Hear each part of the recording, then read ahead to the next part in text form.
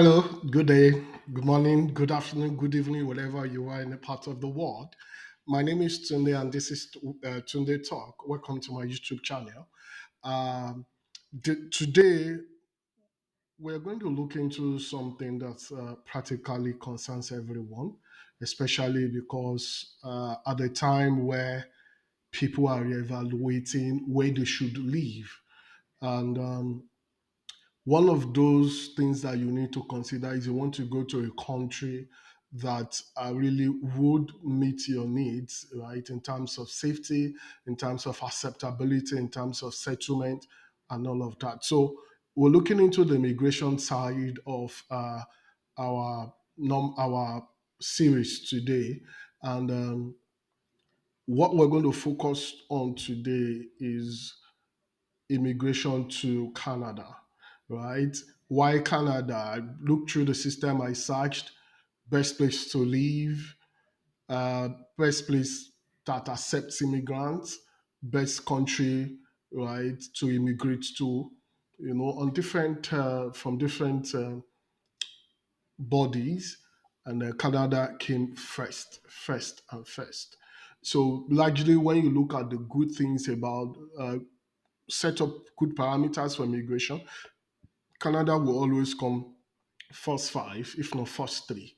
So, despite the economic downtime, Canada still remain one of the forthright country to actually visit. Now, having said that, what then is the immigration program for Canada? Yeah, it's the popular express entry, and today I'll give a little overview, and then particularly, I will want to show you how to get it easier through provincial nomination, and precisely Saskatchewan. In a normal express entry application, you would be required to meet up with certain requirements in order to be eligible. And then those requirements are also ranked. They are scored, and those scores are ranked. And you complete an application that you create an express entry profile, and you'll be in the pool. So factors like age, language ability, education, work experience, relatedness, that's connectedness to Canada, and other factors are considered before, I mean, as and scored, and you'll be competing with almost everyone, right, from all parts of the world. However, there is also an opportunity that many are not aware of, because when you check the scores in the pool, before now, in the past, Canada usually come, I mean, the express entry would come into the pool, they will pick in the rounds of invitation, they will invite provincial nomination, they will invite skilled workers and all of that. But these days, they're even going to more specific occupations and all of that. So you might be in one particular occupation, they may never come to you, right? So sometimes they do the generic, sometimes they come to specific. So the question is, what then do you need to do to improve your chances? And one of those opportunities is called provincial nomination program. Now, almost all provinces have a provincial nomination program, but they're kind of similar, but some are differentiated. Like Quebec, right, would have a very special kind. And then you have some that are also related. Uh, for the purpose of this uh, work, I'll be looking strictly into the Saskatchewan Immigration Nomination Program, SIMP. Uh, Two major reasons, because 3 months ago, 4 months ago, 3 months ago now, precisely, I relocated from UK to Canada. I'm currently in Saskatchewan, and I went through this program. And many have been asking me, since you have a YouTube channel, why don't you just teach us through it? You do something, then give us specifics on this. I said, yeah, I have the plan, and then this is the opportunity. Now, I'm going to make it very simple. Now, it's a series. It's not just about SINP. I'm going to capture, but not in this one video, but we're going to make different videos and we link them together. For the purpose of this, we'll be looking into SIMP.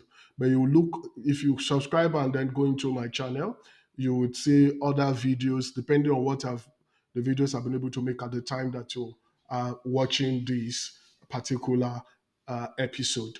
I'll be looking into the expert entry itself, how it works, what are the requirements, what are the things that you need to do, and then the step-by-step guide on how to apply.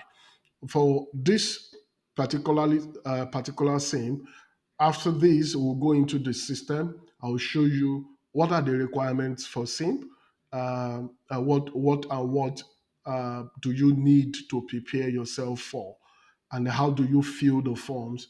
What are those particular things that you need to do to speed up your application and all of that? Um, the question then is, why do you go for provincial nomination when there is an express entry? Now, it's simple. Part of the score for express entry, uh, part of the factors for score for express entry is provincial nomination, which gives a higher score, which is 600.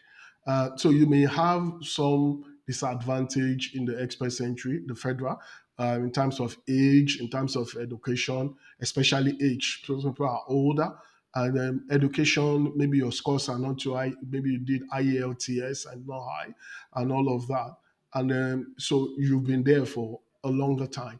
This provincial nomination helps you to get scores and go in there. Suffices to say that it is just not, you can do provincial nomination without going through express entry, the federal express entry, without having a profile, right, in the pool. Yes, because there are two types, right? So there is express entry and non-express entry at the provincial level too. So for SIMP, for example, there is express entry for SIMP and there is non-express entry, which is referred to occupation in demand. Some of us like to call it paper based. And that's because once you are nominated, you are going to get your applications, make your application straight to the federal, and then you will be given, your permanent residence. Interestingly, many don't understand that this works. People have been asking me, is it even used that? Well, yours truly, it's a beneficiary of that program as well, right? So it's a long story. If we stick to the end of this video, I might be able to share reason why I went through that. So one of those things is that it takes a bit longer than the express entry uh, route. However, you get there, right? So having said all of this, let's go into the system and then let's look into SIMP. And please, if you need to follow through, write things down, go through it. I'll be putting some links also into my bio to guide you in the process as well. So before I go in there, I want to appeal to you to please subscribe to my YouTube channel and encourage me to make more of these videos. It takes a lot to put videos together, but when you subscribe, when you see you comment, and then you are able to show that you are tagging along, it encourages us to produce more videos. Yeah, thank you for that. See you then. Cheers. Okay, this then, if you check here, you see the express entry that I mentioned. And the types that are there: Canadian Experience, Federal Skilled Worker Program, Federal Skilled Trades Program. Those are the three major ones. And then the scores, I'll take you through all of these one after the other, not in this, and I'll dedicate videos to show you all of this in case you don't have a profile yet on Express Entry. But that does not stop you from going straight into this provisional nomination. You could see what is written here. This is why I came here. He said, if you're eligible for one of the above programs, you can also apply through Express Entry for the provincial nomination program. If you are nominated, you will get extra points so you can be invited to apply quickly. The emphasis here is quickly, quickly. So you notice that the attempt here is to ensure that you make pace in your application. Now, if you go through this provincial nomination, you'll see other provinces there, and then you come straight to Saskatchewan. Now, in the Saskatchewan Immigration Program, which is SINP, you have several, you have other applications, other types of application as well that you could make. And here I'll be focusing on a specific one, which is the express entry. And then I could tag along with occupation in demand since their process are very similar at this point. It is at the point of when you get nominated, what you do with it, that the disparity starts coming through. And especially when it comes to the occupation you want to apply for, the specifics are stated for each. Now, when we go to this international skill water and guideline, you see different categories that will go. So I'll walk you through uh, some important part of these and then show you what you actually need to look out for. Now, like I said, there are different categories. You have the international skilled worker employment offer. That is for those who have employment offer in Saskatchewan, any of the cities in Saskatchewan. Uh, that's a route for you. Then you have the international skilled worker, which is tech talent pathway, right? So you have a job in high skilled occupation in Saskatchewan and all of that. So, but it's highly skilled occupation. So you will see the specifics there. I will enjoy you to please go through this link because you will see a lot of DIY, very self-explanatory to guide you through on that if that's what you want to do. So you will see the eligibility criteria for that and then the required documents that you need to. Now, this is the occupation in demand that I spoke to you about. Now, you do not have a job offer in Saskatchewan, but are highly skilled in an in demand occupation. So, there is a list of in demand occupation. If you fall into that category, then you qualify for this. Now, who are living abroad or in Canada, right? So, international, that's why it gets the name from, but it does not mean that if you're in Canada, you can't apply. Now, I meet the criteria of the subcategory. We'll look into that shortly. Now you see the eligibility there and the required documents. The international skilled worker Saskatchewan express entry. This is the express entry I mentioned earlier. Now, this one is the one you need to have profile in the federal, that is in the RRCC, well, with IRCC, Immigration Refugee Citizenship Canada, for you to be able to uh, get 600 there and go to the express entry pool there to claim that score. And almost immediately, you will get nominated. Now, so the criteria, you do not have a job offer in Saskatchewan, who you are living abroad or in Canada, are in the ILCC Express Entry Pool and meet criteria for subcategory. Now you can see that the others are how to fill skills pilot. This is still running. It's a pilot program how to fill. You're having a job offer in eligible intermediate or low skill operation are either living in Canada, meet the criteria for the pilot. So it's a pilot run. The criteria are also there. You can feel free to go through that. But I'll be focusing my attention more on these two. And that's because if you know these two, whatever part you are in here, they are very similar. We could just tell you what you need to know in addition on those parts. Because the only difference is whilst you are picking your score, when we get to the scoring side of this overview, you would notice how you get additional score for being on this path or have this employment in highly skilled areas, right? So now, I think the first I would like to go to here, let's check the eligibility criteria. I beg your pardon. Um, here. Now you see, let's read this information. Always good to read this. because they are very key.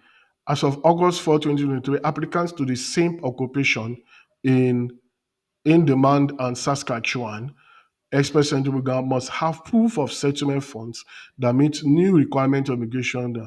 All permanent resident applications submit to IRCC that require settlement fund must meet the new requirement. There's a new requirement. These are the things we need to look for because it's an update. So when there is an update, you get yellow. These yellow signs usually give you an additional information or new information in any of the Canadian sites. Now, what are the subcategory for skilled workers? You want to live in work in Saskatchewan, in the immigration district express entry pool. Remember, this is the one. So when you are in the occupation in demand, the requirement will be different. It means that you have you are in an occupation that is in demand. That's what you will see in here, right? So and must meet the subcategory criteria. Now, what are they? That is the eligibility.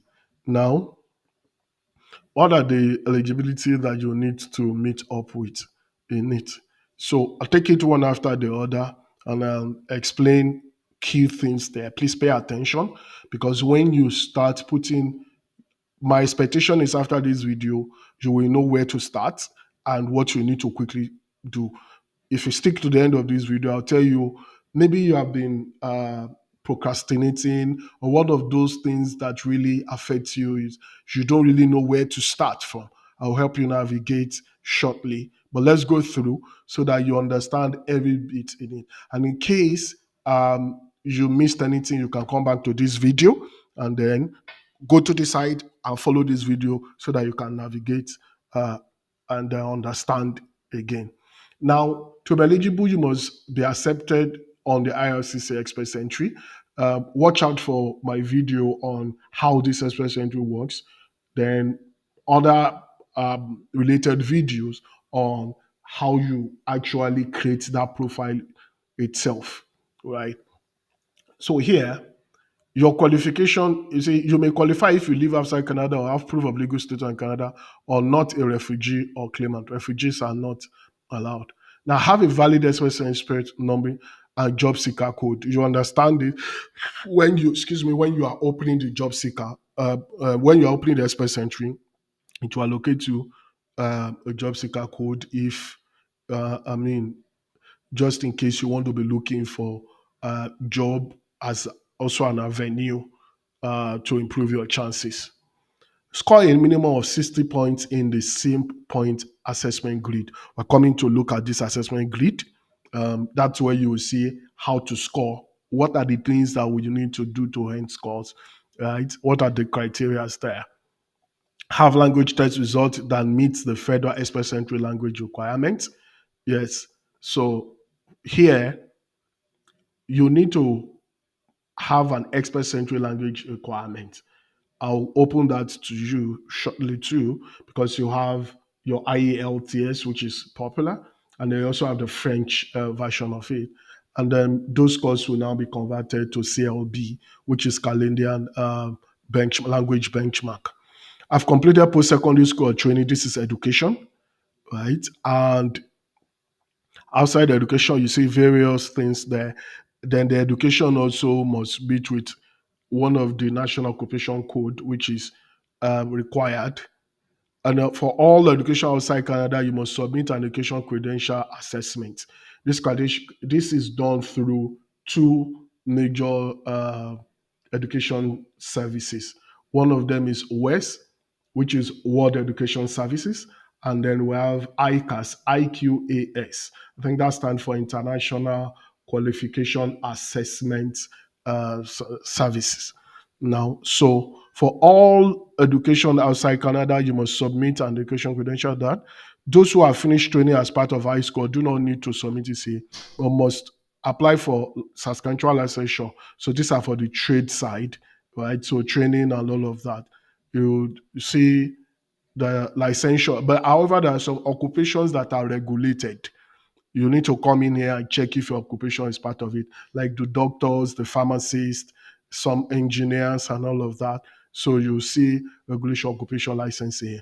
All of these links are very important, and I'll put them into my bio so that in case you don't know how to navigate it here, you could click it directly from my link. Have experience in a job that is not on the excluded occupation list. That means it must be in occupation in demand. This is the same occupation in demand that is used. You see, an explicit occupation requirement. You see in there if your job falls into that category. The minimum need for work experience, skilled professional, and tradesperson and Canada is also stated here. So for mostly skilled professional, not tradesperson, 1 year work experience in the last 10 years is required. And I'm sure for you to be applying for this, you will fall into that category. That's why it's called skilled worker. You must be working. And see, it's very simple. That's why Canada happens to be one of the best in terms of immigration. Just 1 year out of 10 years. So after your first year of work, you can begin to apply.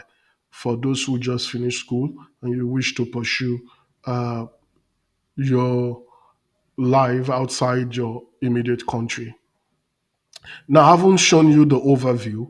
Let's get busy a bit to first of all check what are the SINP point grid system. Now, it's a grid. I'll quickly show you what they are and how you pick your score from this grid. Before I begin to go through that, there are three important things that you need to. I said I will show you how to start. I think it's time to let you know what you need to start with. Because if those three things are with you, you are most likely going to hit the ground running. So number one is your language ability test. So you need to decide, to go write your IELTS. Take note, the IELTS is the general. It's not the education one that is required for education, right? So you would see there's IELTS that is required. You could see the language ability, the IELTS, CELPIP, or TEF scores. But all of them must be equivalent of CLB 410. There is a way you calculate it to see how your score is equivalent to this. I will discuss that in one of the later videos. But even if you can't look out for that, you would see how IELTS. I'll put in my link how to compare, how to convert specifically IELTS into this, because this IHS is open to most people, right? In country. To be honest, I really don't know much about the other two, so I'll show you the one that I know, and you could run to it, and then trust me, you could go and Google online if you want. If either of these two is what is comfortable for you to do. Um, so look at that. So having said that, let's quickly scan through. The first factor is called labor market sources. The second one is the connectedness, right? How connected are you to Saskatchewan? So majority of the points are in this labor market sources. Number one of them is your education and training. So whatever country you are from, you have what you call your degrees. The common nomenclature is bachelor degree for first degree, master's or doctorate for second uh, uh, and higher degrees, right? So you need to evaluate them in order to know what is the equivalent of these degrees to Canada, all right? So, but what is important for you to know is that if you have a bachelor degree in your country, it must be at least 3 years. That's the minimum degree at the university, right? Or college, 3 years.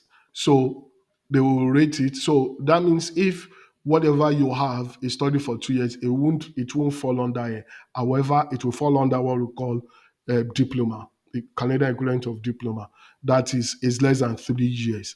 That's why the score is just 5 points below. So you see how the scores are appointed. Now you see for master's or doctorate in Canada degree, you make 23 points. For bachelor degree or at least 3 years degree at University of College, make 20 plus. I don't know if these have changed in those days.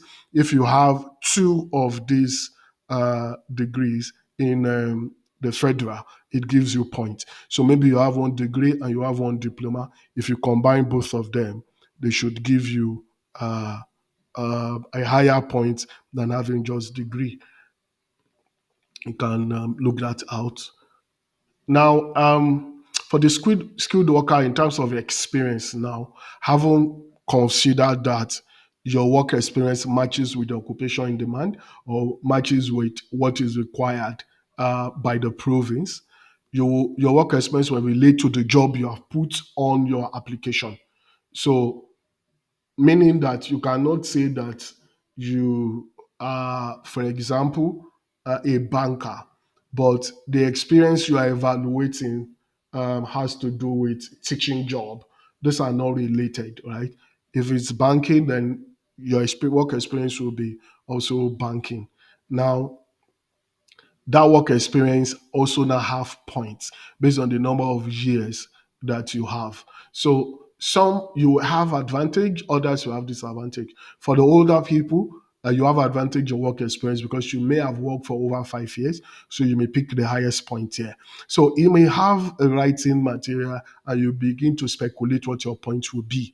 And maybe for language, you just do an estimate. So perhaps if you have one degree, you can write 20. If you have master already, you have 23. For skilled worker, you can have whatever score you have there. For 6 to 10 years application submission, so you have uh, sorry, this work experience in the 5 years prior to application submission. So your first 5 years, you get a score here. Now in the 6 to 10 years prior to application submission, meaning that if you go beyond 5 years, by how much? It does imply that if you have 10 years experience, you can claim 10 year and claim 5 year. Right? If you have 14, you claim 10, you claim 4 in that order. Right? If it's only less than one above 6 to 10, which means it's exactly 5 years, you only score 10 points here. Is that clear? If that's not clear, you want to ask a question, please put your comment directly below. I will be able to respond to you. Yes, do not forget to subscribe to encourage us to do more.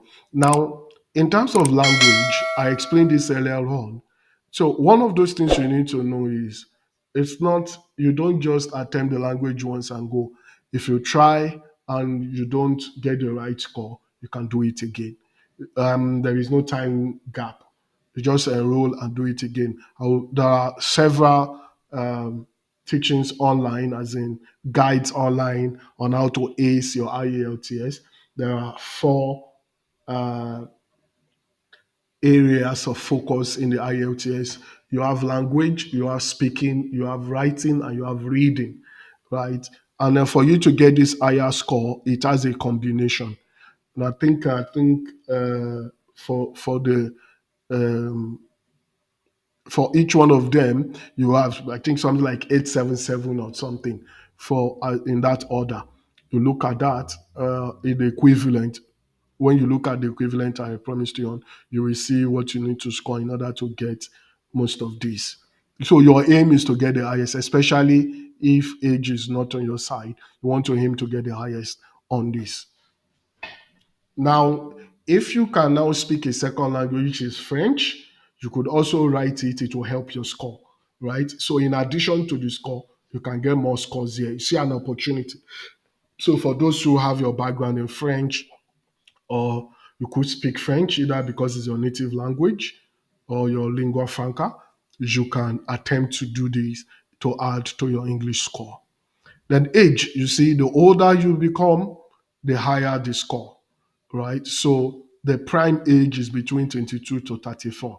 18 to 31 may be a bit younger, but I mean, younger, so it's called 8 there.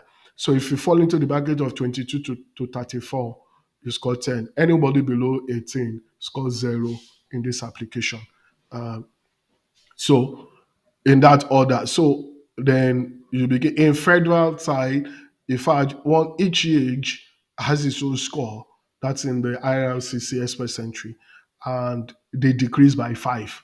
So you are under pressure to quickly ensure that you submit your application so that you don't keep on losing score, at the right time. Now, so this is that between 35 to 45, you pick your score 8, and then if you are between 46 to 58, now the total score here is 80.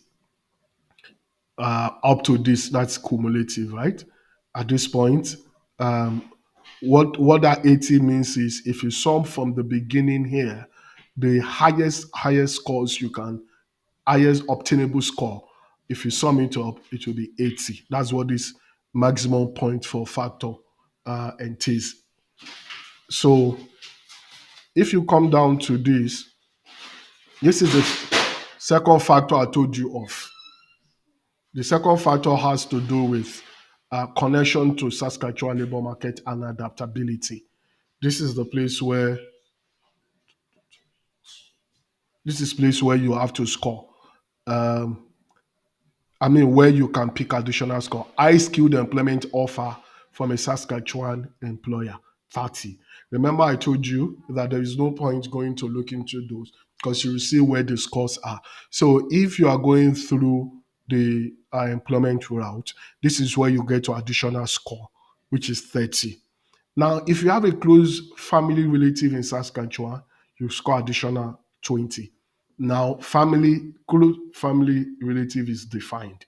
Now, eligible family members are parents, that's father and mother, not siblings, grandparents, aunt, uncle, niece, nephew, first cousin, and step-family members or in-laws of the same relationships. Now, this is generous, if you ask me, real generous. The families now, this is the condition that family you are trying to get from scope for must meet. The family member in such a must meet the requirement as listed under required documents for your ISW. If your close relative or child has supported other relatives before your application, you must submit proof that the nominee who you are close relative period supported has been settled successfully in Saskatchewan for at least 6 months. That is very clear. If they have sponsored someone before, they must show proof that the person has settled in Saskatchewan. So why they are doing this is why there is no law to keep you in Saskatchewan. This is a motivation to make you stay, right? There is no law. Once you become your uh, permanent resident, you can live anywhere. It has been a debatable topic, but I got clarification firsthand from a staff uh, of Saskatchewan government, told me clearly, and even sent me a mail to that effect. You can leave because it's an intent to stay. It is good you stay. Explore the opportunity, see what it has, right? Don't be too quick to move. You might be in the best place for opportunity than where you are going. So explore it first, and then if you feel now this is an opportunity, like has been stated here, if someone sponsored you, you want to spend 6 months at least so that it opens opportunity for the next person. If you can't provide that, 20 score gone. These are newly additions. Those clauses were not there before, but I think it's a good one if you ask me. Well, for the province, might be a bit tacky for those who are looking for the point. Now, past work experience in Saskatchewan, that if you are working in Saskatchewan, so maybe you came in as a student, you finished working and you got a work permit, or you came in directly on work permit, maybe some occupation in some jobs that have need and have the license to bring you in, and you are in. After 12 months of work, in the past 5 years of valid work permit, you can claim 5 points. Low, but very good. The past student experience. So these are one of those things that make Canada better off almost other countries that I've seen, right? Especially UK. So at least one full-time academic year at Gregorian Central Post-Secondary Education on a valid student permit, 5 point extra, right? So students get score here. And one good thing about this is when eventually you get your permanent resident and you are applying for your citizenship, the number of years that you need to stay, your studentship will be cut into two. So it will be used, meaning if you spend 2 years as a student, 1 year will be counted. If you spend 1 year, 6 months will be counted as part of you fulfilling your requirement to stay in Canada ahead of your citizenship. You can see how brilliant that is. Whereas in other countries, if you spend number of years, 3 years, 2 years in school, it is after you finish and you obtain your maybe work permit, skilled work permit, that you begin to count your eligibility. This is all about grid. What do you think about this? Go through it again, go through the video, follow step by step. If you, in case I miss anything, you can ask. And if you want me to explain further, I will. Now, for those who want trade certification equivalent to journey pay, so I mean, who want to come through the trade skill side, so your certification must be obtained in Saskatchewan, right? So whatever skill you have, if you find your way into the country through a work permit and all of that, and you have a legal stay in the country, you could apply and you write the assessment, you go through the assessment, and they give you a certification which you score 20. Now the in thing is that by the time you sum everything and you see that your score is up to 60, then you are eligible to apply. You go to the next stage, right, which is the expression of interest, EOI, right? So I will be looking into EOI in another video related to this in details. How do we apply it? How do we go into the system to begin to apply? There is a guide that walk you through and highlight the key things from experience that you need to look out for. Now you need at least 60 points here, and these are the things that you need to know, that you need to have in mind, so that you don't stay out of context. Because if you know them, you'll be able to forge your way in the right way, right? So in the eligibility side, you want to focus on the, let's shed more on the language requirement. I mentioned a part of this, right? So you have the writing, reading, listening, and speaking. IELTS. Find out where to write IELTS in your country, right? Very easy. You apply, they give you a date, right? So mostly you do speaking one on one. You do speaking one on one. I don't know what it is in your country, where, because they need to see how you speak and then assess you from there. So others are written exams that you need to. Now, take an approved language test. If you click in there, it will show you the approved language test, which you have seen.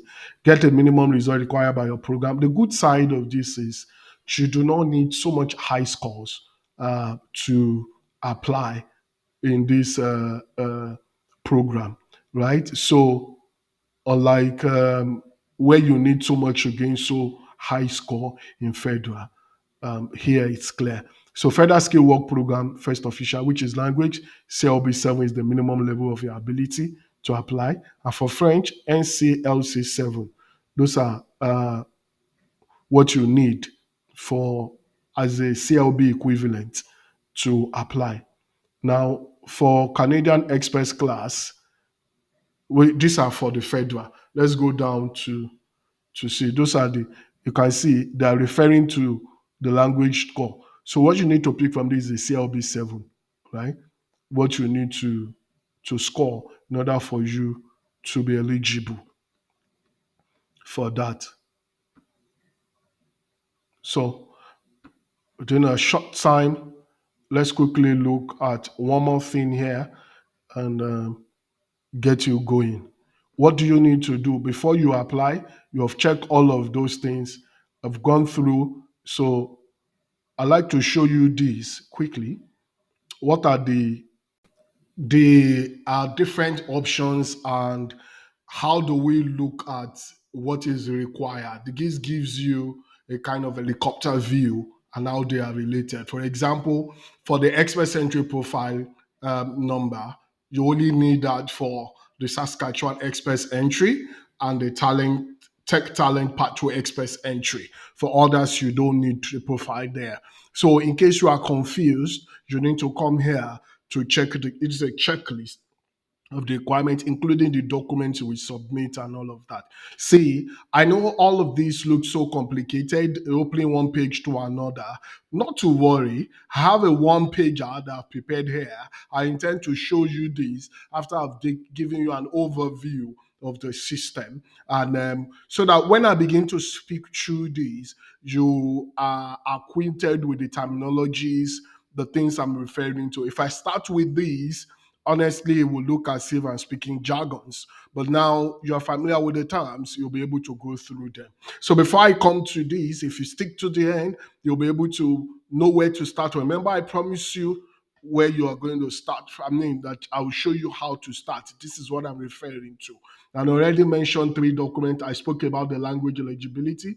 I talked about the other documents are the education credentials, language eligibility, and the work experience. If you have those three ready, they are good indicators that you are serious and you'll be ready to go. Now, I will break this down. It just will not take me time if you follow me through the process, because I like to show you the peculiarities, because what I've been showing you all the while has to do with the general application that covers everything. However, there are some peculiarities. If you have selected or known where you want to apply to, you need to be aware of the peculiarities. One of those particular examples is for occupation in demand and Saskatchewan Express Entry, you need to take note that you will be paying some fee. You'll find out the applicable fee at the time of your application, right? And then for occupation in demand, for example, you need to also know that the CLB requirement for occupation in demand is lower. Whilst you need to meet the uh, language test score for the federal in time when you are applying for express entry, Saskatchewan Express Entry. In the occupation in demand, it's lower. It is CLB 4 as against CLB 7 in the express entry application. Now that's a plus. Apart from that, there are some little slags that are allowed in occupation in demand. For me, it's a lower path, but when you check the overall timelines, promise timelines for delivery, it takes longer than express entry. Um, what you need to also know is what is called expression of interest. After you have met the eligibility, like I told you, for expression of interest, for example, you can see you must pay a non-refundable uh, fee of 350 application fee online by Visa or MasterCard. It is the last step in order to submit your application. You get it towards the last step, $350 dollars as at this time. Uh, I don't know when you'll be applying or when you are watching this video. It might be different at that time, but things don't really change too often around Canada when it comes to application fee and all of that. So it might be lucky it's still the same. Now you could see that the eligibility tests are very similar. Now look at the peculiarities.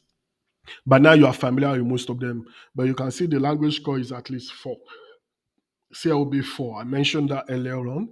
And then when you come to uh, education, it's very similar what you need to complete, right? But they allow you to be specific when it comes to occupation in the land as related to the occupation that you are going for.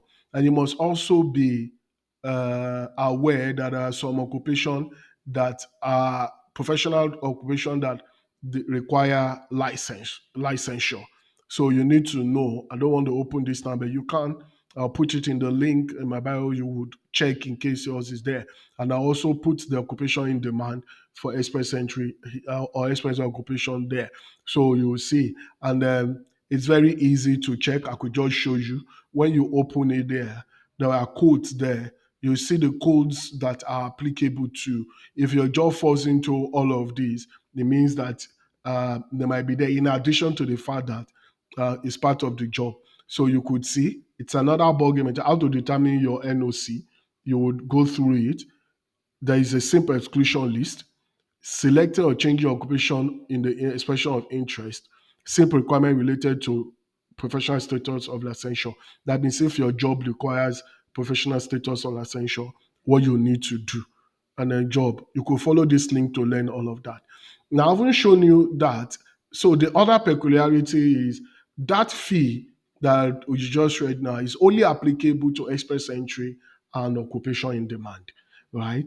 Now, having known all of these, you would go to there's something else I need you to know. It's called expression of interest. I've mentioned it earlier on. Now, this expression there is not an application, right? It is just you showing your interest, like you, so that you can see whether you qualify, and then to show them that you are interested. If you are on the job route, you don't need to fill this because um, I mean, if you're on the job route, your job itself is an EOI, so you apply. So when it comes back and you are invited, then you need to open a new profile. Suffices that to say that for both EE, that's Express Entry and Commission in Demand, the EOI application that you first of all fill is the same one you will continue when they give you an invitation to apply, right? So the process, you complete your EOI. There's a user guide there. You see the link. The user guide is lengthy, but don't bother. I can assure you, I've been through this, and I can assure you from experience, this is not just telling you what I read. It's something I've been through. They are easier than they appear because it's reduced to the minute level of details so that you can see what to do. You can see pictorial representation, then explanation, detail by detail explanation, what you need to do step by step. Trust me, you cannot miss it. You need to have confidence. Please don't be dissuaded by the amount of information we're going through and then the forms that you are going to fill. At this point, trust me, you'll be tempted to abandon the process. But you need to summon courage because you know what you are going for. I tell people if you are not ready for this, it's not one of those things you can do with your left hand. You have to be plugged in to do them. Sometimes you have to do the application overnight. Sometimes you find your convenient time to do. Not to be in a hurry, you just need to follow the step. You know, these are better days. In those days, it's not that easy to go through all of this. I remember the days of fastest fingers. That's what we used to call it then. Each province would have a date. They tell you the day that they're going to open for application, and everybody across the world will be trying to hit their site to submit, and a lot of network issues, and then you can't even complete the forms and submit. Only God knows those who put through how they did then. So this is like a breakthrough for applicants. This expression of interest and the application. You don't need they don't need to give you a date. Once you know you are eligible, you complete your expression of interest. And once they go through it and they are okay, they will now give you an invitation to apply. That is to say that EOI is not an application in itself. And then it's not everyone who apply for EOI that will get ITA, which is invitation to apply. Get used to those terminology because when you meet yourself in blogs, those are the things they used to say. Nobody will be saying EOI or invitation to apply. Nobody will be saying expression of interest or invitation to apply. You'll be hearing things like EOI, ITA. Get used to those terminologies. Yeah. Now, quickly, having said all of that, you would now understand. If you go to the job application side, you would see the requirement there, what you need to provide, the letter of your offer and all of that, and the ones that they will provide for you. Please go through the site because of my time, I will not be able to go into details. But trust me, when you come through where just here, I'll click before you apply, you will see the link here, right? Which is employment offer. You will see the breakdown there. Same thing for tech and talent. Tech and talent have some um, not complicated but detailed information of what you need to do. You can handle that separately.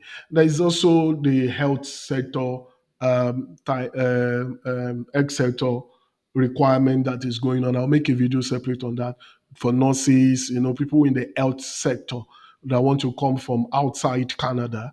The opportunity is also there. It's new. I'll be doing a new video on that. If you are not in the sector, you can look out for the video and then send for those who you know in your network that it might be useful for. It's a golden opportunity. Having seen all of these, I have to quickly go into my one pager and then quickly take you through.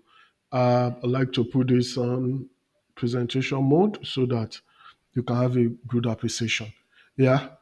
So now to begin with, the first thing, I haven't, you see, if you didn't wait to this point, you will not enjoy the benefit of what you have gone through. You would think that a lot of information uh, have been gone through or passed on, and they could sound confusing. So my attempt to bring everything into one page, and I will put this also in my bio so that you could make reference to it.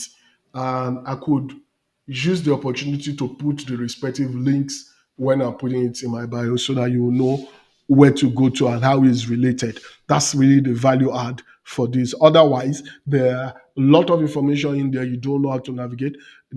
I tell people, go to their information there. They go there and then they can't make anything out of it because it's all lot of information.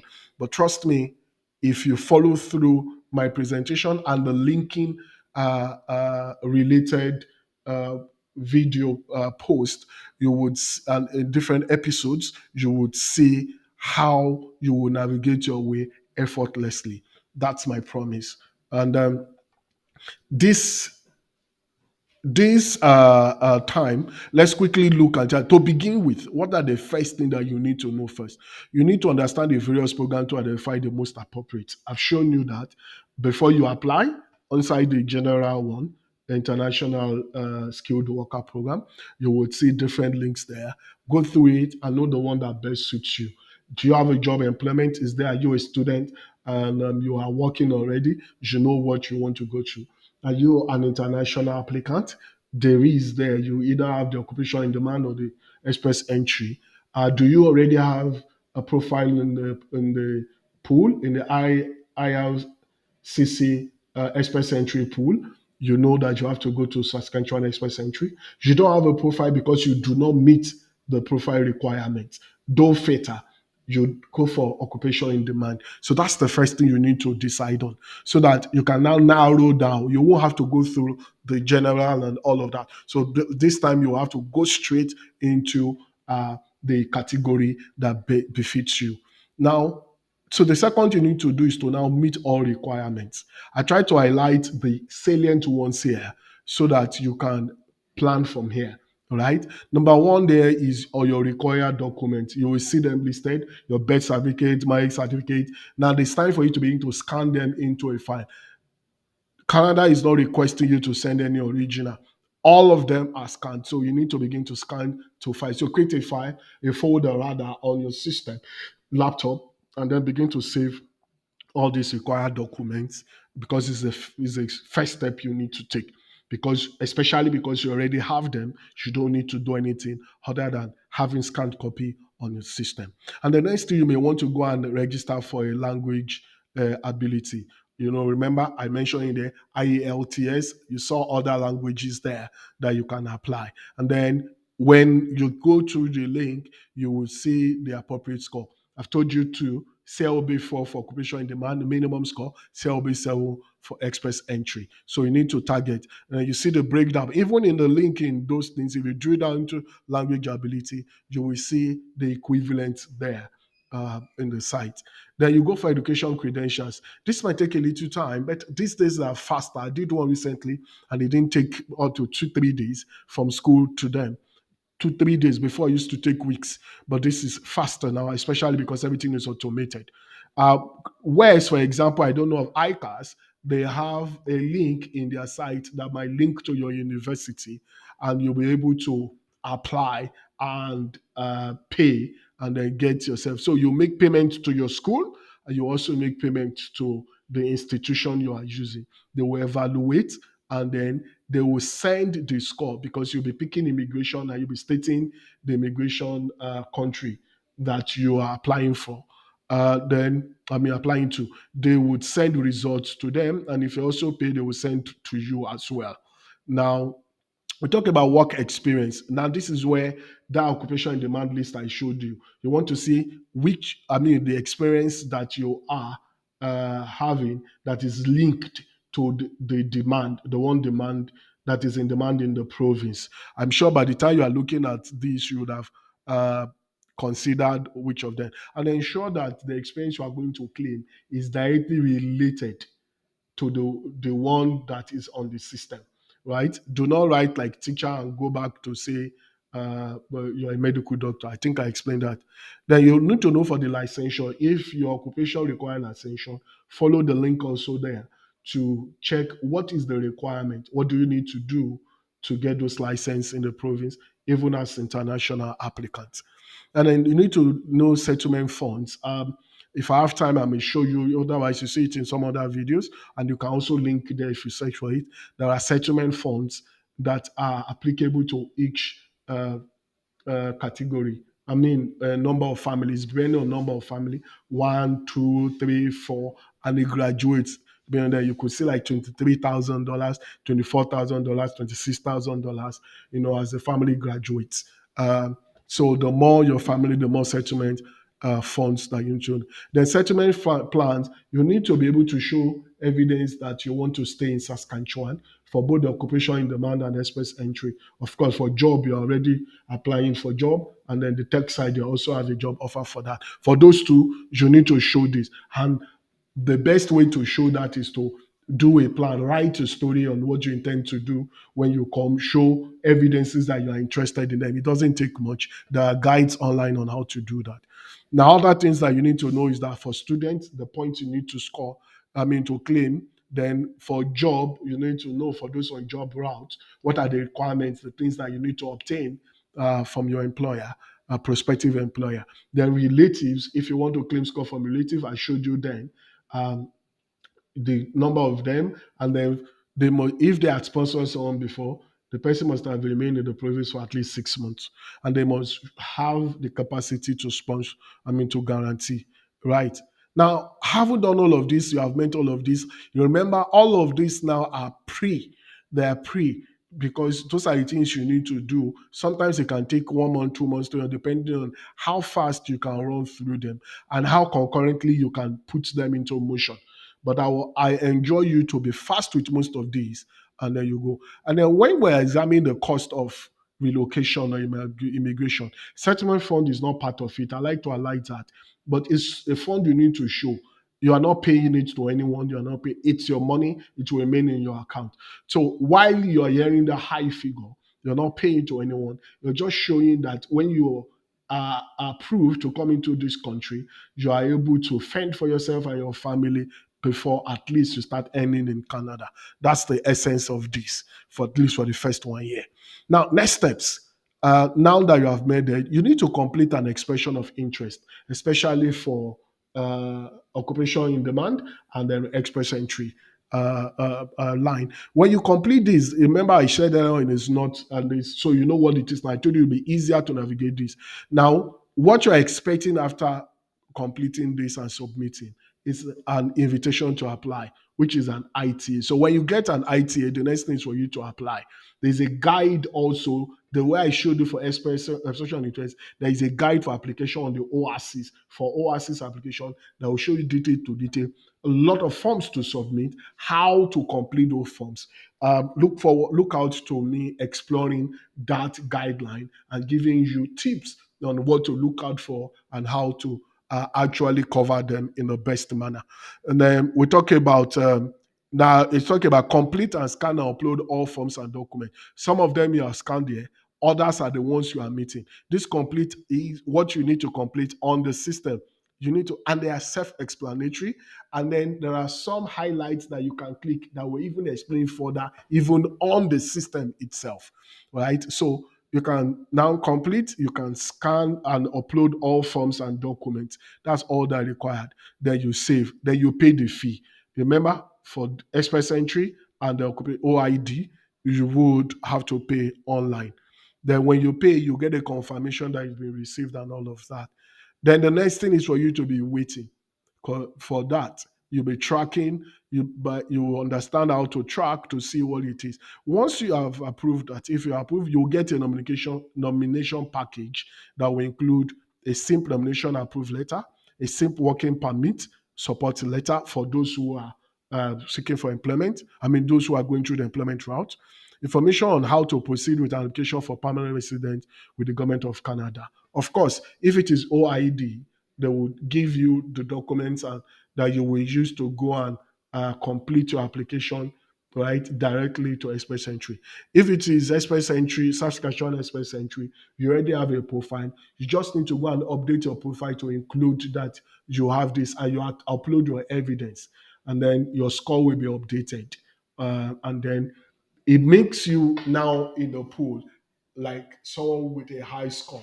Of course, most likely, if not the very next time that the round of invitation, in the next one or two, three round of invitation, I'm sure you'll be picked, mostly the very next one after your profile has been updated with your score. The score again is 600, a whooping 600 score, right? So having done all of that, the next thing for you is to begin to now uh, follow through. There are processes when you're in PR. That's not covered in this series because that is an entire, a post uh, uh, application for PR journey, which I'll be covering later after I've done justice to most of what you will need here.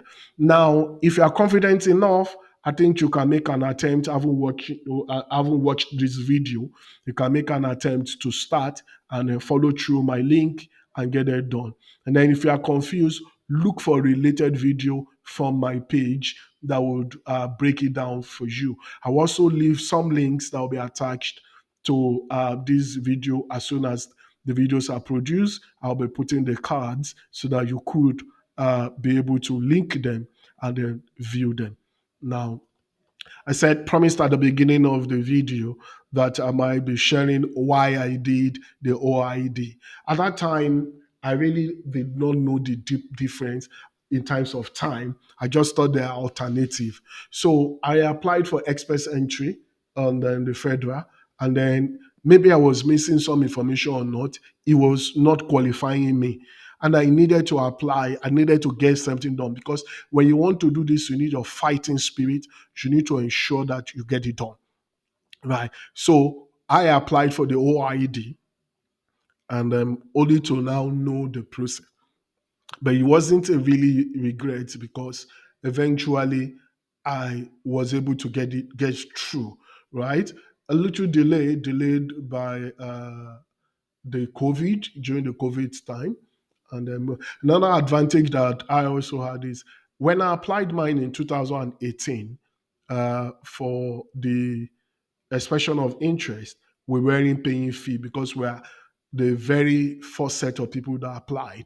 Fees were not requested then. So that's why you need to make haste and journey well on this and then begin to apply, right? Because things are changing and don't be caught in the web of an update that will cost you an additional penny. Is it worth it cost wise? If you compare to other countries, this is a very veritable, cost effective immigration process because all the expenses that you need to incur here are known, no hidden charges. You will either pay into West or IELTS doing your verification. The only money that goes to um, to the government now, like the province now, is your ITA, and for the federal, when you are really applying for your PR, that's when you get to pay again. And when you compare to what people pay for applications outside uh, Canada, you will know that this is very cost effective. And your proof of fund, it's just what you need to save up and into your account. Save it up. Maybe it's time for you to begin to collapse. When you check my video on proof of fund, I'll show you the acceptable proofs. What are the things that you need apart from fund, as in money, that you can put together to represent money? That you will see there too. And then how do you need to present them? How do you need to calculate the equivalent to Canada from your different countries? What are the sites that you need to use? You get them there. So there are a lot of videos I've promised to make, and some of them will be in the works immediately after now, and then you'll be able to see the link. Just in case you are watching this just immediately after my post. You might not see those links yet, but trust me, you can come back and they will be updated. Thank you so much for your time. And if you have any question, please type in my comment. Do not hesitate to type. I will give you response as soon as I see them. And I make a promise for those of you who really will get this serious. I will give you free counseling on them via phone if we're able to if we're able to follow me to get my contact. I mean, then do not forget to subscribe so that you can get all of these benefits as well for free.